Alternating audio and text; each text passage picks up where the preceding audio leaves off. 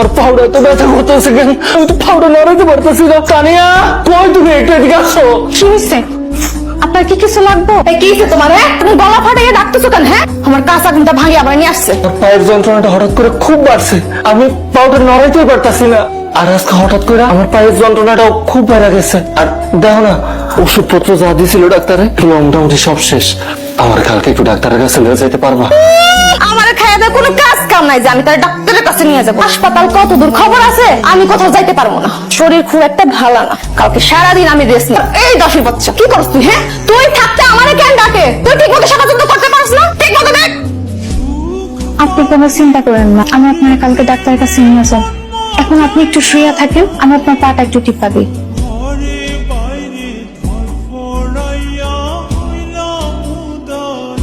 কি ব্যাপার তানিয়া, তো দূরে আইসা এই ছেলের সাথে কথা কইতাছো? আর গতকাল রাতে আমি যখন তোমারে কইলাম আমার শরীরটা খারাপ, আমার আগামীকালকে একটু ডাক্তারের কাছে নিয়ে যাইও, তখন তুমি আমারে কি কইলা? তোমার শরীর ভালো না। আজকে তোমার শরীর ভালো হলো কেমনে? তাই আমার যা মন চাই আমি তাই করব। তোমারে কইতে হইব যে আমি কি করব? অবশ্যই কইতে হইব, কারণ তুমি আমার বউ আর আমি তোমার স্বামী। তুমি আমার কোসর স্বামী, ল্যাংড়া পঙ্গু কোথাকার। আমার ঠিক মতো চাহিদা পূরণ করতে পারোস না, আমার শখ মিটাতে পারোস না, আবার আসছে স্বামীর দাবি লইয়া।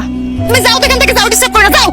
আমি যাবো না, আমি কোথাও যাবো না, তুমি আমার লগে বাড়িতে চলো। আমি তোমার স্বামী থাকতে তুমি আরেকটা পরপুরুষের লগে এমনি দাঁড়ায় কথা কইবা, এটা আমি কখনো মানতে পারবো না। আমার যা মন চাই আমি তাই করবো। যার সাথে মিশতে ইচ্ছা করবো তার সাথে মিশবো, যার সাথে কথা কইতে ইচ্ছা করবো তার সাথে কথা বলবো। তোর যদি ভালো না লাগে থাকে তাহলে কইয়া দে, তোর সংসারে লক্ষ্য মেরে চলে যাবো। না না, তুমি কোথাও যাইও না, আমি তোমার অনেক ভালোবাসি। তোমার আমি ভালোবেসে বিয়ে করছিলাম, তোমার যা মন চাই তাই করো, কিন্তু আমার আর আমার সংসার ফলে কোথাও যাইও না।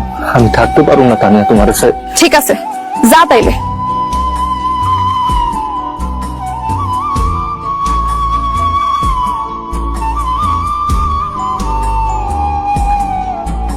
তানিয়া, দেখছিস তানিয়া, জামাই তো সুস্থ হয়ে গেছে, নিজের পায়ে দাঁড়াই রয়েছে। আমি জানতাম তুমি সুস্থ হয়ে যাইবা। মা, আমি তোমার কইছিলাম না আমার জামাই সারা জীবন ল্যাংড়া হয়ে থাকবো না, সে সুস্থ হইবই। দেখছো আমি দাসী এখন বুদ্ধিটা দিছি দেখা সে তোমার সেবা যত্ন কইরা একদম সুস্থ করে তুলছে। এখন তোমার সুস্থ হওয়ার পেছনে সবচাইতে বড় অবদান কিন্তু আমার। ভুল বললা তানিয়া, আমি সুস্থ হওয়ার পেছনে তোমার কোনো অবদান নাই। আমি সুস্থ হওয়ার পেছনে যদি কারো অবদান থাইকা থাকে সেটা হইলো ফাতেমার, সেটা হইলো ওই দাসীর। আর তাই তোমার আর আম্মার জন্য একটা সারপ্রাইজ আছে। সারপ্রাইজ? কি সারপ্রাইজ? আব্বা আসো।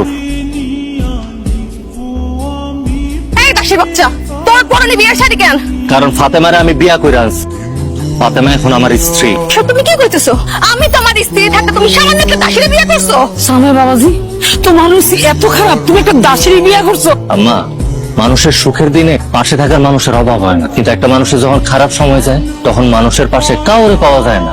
আর ওই দুঃখের সময়টাতে আপনার পাশে যে মানুষটা থাকে সেই হইল আপনার আপন মানুষ। আমার খারাপ সময় আমার পাশে ছিল এই ফাতেমা।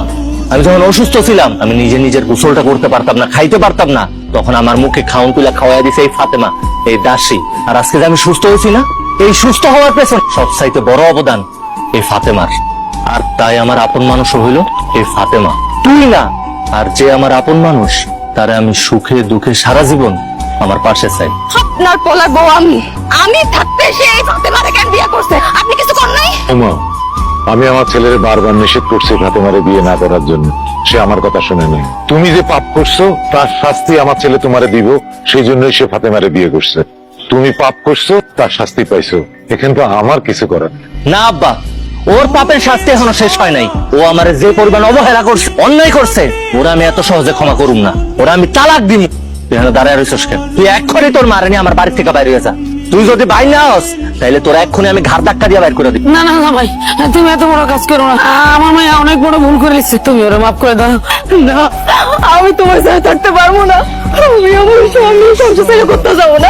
আরে তুমি বুঝতেছো না কেন? আমি তোমার বউ। আচ্ছা, তুই না আমারে কইছিলি আমি তোর কসুর স্বামী? আজকে আমি কইতাছি তুই হইলি আমার কসুর বউ। কিরে আমি দাঁড়ায় রইছস কেন? বাইরে হ। আমার বাড়ি থেকে এখন বাইরে হ। আরে বাইরে। আব্বা চলো ভিতরে চলো।